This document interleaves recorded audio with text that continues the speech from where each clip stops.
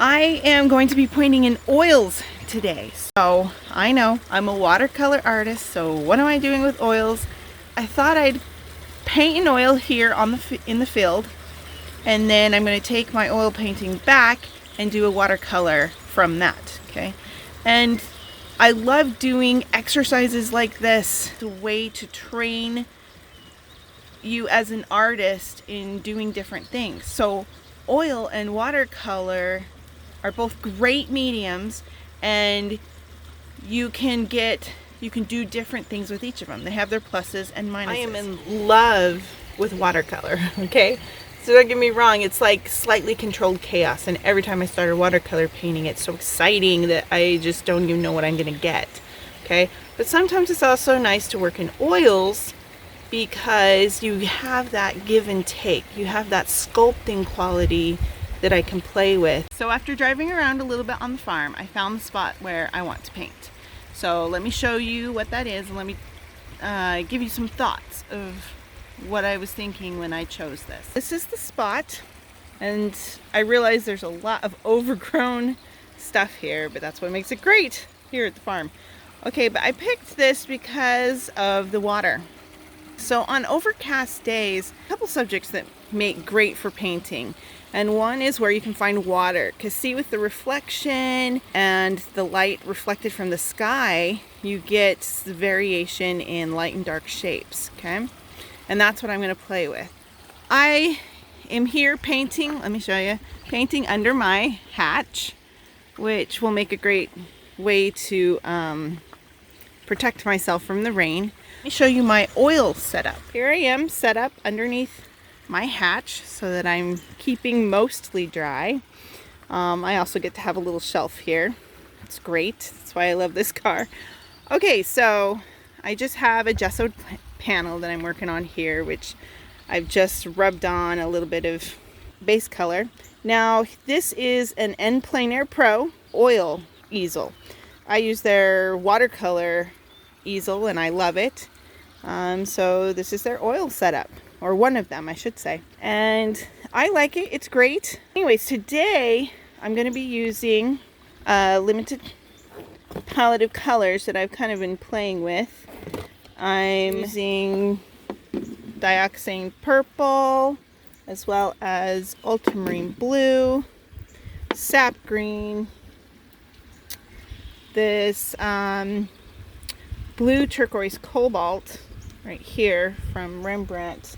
Love it. And then also cadmium red light. I do have a little bit of orange here. I'm not sure I'm going to use that.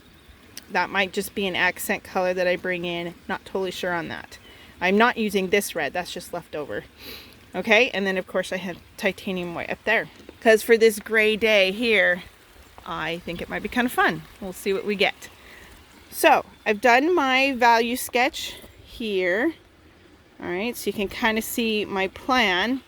You know, I've got the water. I've changed the shape of the stream a little bit for my composition, but basically I love that willow tree, the reflection of course in the water, the light from the water, and I am bringing the horizon down slightly so I can get some more distant mountains, distant trees. Okay, so on my panel I'm going to block some darks in, and I'll show you when I get to that point. So let me show you what I have.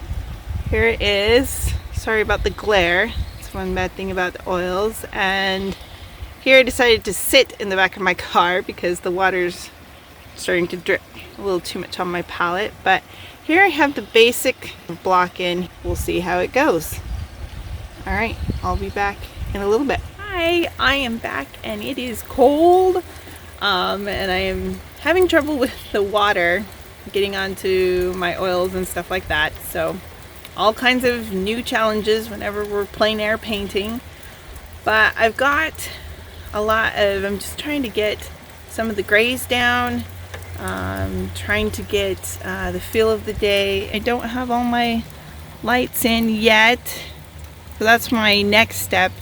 And I think at this point, because I'm having trouble with the consistency of the oil, I'm going to get my lights in, trying to get the color notes, and then I'll go back to the studio and work with it there. Let's get to that point. Hi everyone, so I am done, at least in the field right now, because it is coming down a lot more than I wanted and my palette is soaked. You see I've got the darks and I've got some of my lights put in the sky and put in the water. Of course still have a bunch to do and some lights to bring out, some details for sure to put in, but I'll go back to the studio and I will continue this video and show you how I finish the oil, and then I'm going to work off of the oil and do a watercolor. The fun of plein air is the unpredictability. We take it as it comes. Hi, I am back in my studio, and then I had to let my oil palette dry because it had water all over it. So I didn't get to the painting until this evening. Here I finished painting and I just used my value sketch, and just kind of used that as my reference. Tried to just remember what happened today. So there we go, the finished painting. So I'm excited to try this in watercolor. I like doing exercises like this because in oil, you think differently, you structure it differently. I got to take away some passages, bring some back, just kind of play with the different grays. I will try this again in watercolor on another day. It was a fun plein air morning, even if I did get rained out. I'll see you in the studio next time. Hi, so I'm back in my studio on another day, and now I'm gonna get to use my oil painting that I did as a reference for a watercolor. Okay, so I just wanted to show you the steps I take for that. Here's my work area, and see I have my paper, it's taped off, and I have my sketch from when I was plein air painting, and then I have the oil painting right there so I can see that.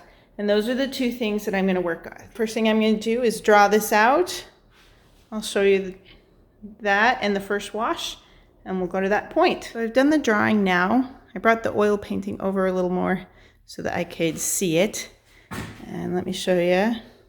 So I just try to do it lightly and just some indication of some places. A lot of this I'll do by paint. So I just wanted to, the most important shapes are of course that great willow tree. Tried to get those in, and then the rest we'll do by paint. Let me get to the first wash and I'll show you that. All right, so here I'm done my first stage. And so I decided to just do a lot of wet into wet. So it is my first wash here, and then while it's wet, I'm dropping in these darks and other colors so that I get that misty feel. Okay, so you see I painted to the water part, right? And so now what I'm gonna do, this is slightly dry, but it's kind of still damp. I'm going to go through and do the base watercolor. All right, so I'm gonna go to that point. Now I've finished the water, well, at least the base coat of the water. So just kind of a really light wash, adding a little bit of tone to the bottom. And while it's still damp, I was just putting in some of the land grasses of the foreground and letting that all bleed together. Okay, so the next step is to bring in the willow tree. I'm using similar colors to the ones I used for the oil painting, but slightly different. I am using cobalt blue, sap green, carbazole violet, which is very similar to the dioxazine violet, and as well, I'm not using a turquoise, but I am going to bring in some of that. But then I'm using my transparent yellow oxide as a yellow, and then the transparent red oxide kind of as the orange color instead. So I've also added in my lavender, which helps give me that misty, chalky feel that you get on a day like this. So, hi, I'm back, and I've painted mostly the shape of the willow tree and some of the other trees as well. So now I'm going to put in the reflection and finish the foreground and finish the painting. So pretty close. I finished my watercolor, which I used the oil painting, the plein air oil painting for the study. and it was a lot of fun. Plein air painting is a great activity. I love it. I am addicted, you know, and I love to be on site and responding to what's in front of me.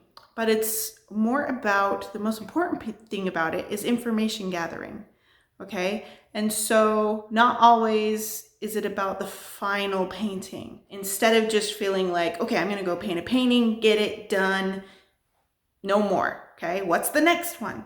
Sometimes it's good to get out and spend time with the subject and then come back and spend a little more time with taking your studies that you did. I didn't work off of a photo, and you just work off the painting and you try to just get that same feel as when you were out there. So if you can, get out and get some painting done. Go on site and get some information. Gather information, have fun with it. Don't try too hard to focus on the end product or get frustrated. Just enjoy the process, enjoy the journey, okay? If you like this video, please like and subscribe to my YouTube channel. For more online learning opportunities with me, visit travelingcolorstudio.com. And to see more of my work, go to briennembrown.com. Again, thanks for watching, and until next time, happy painting.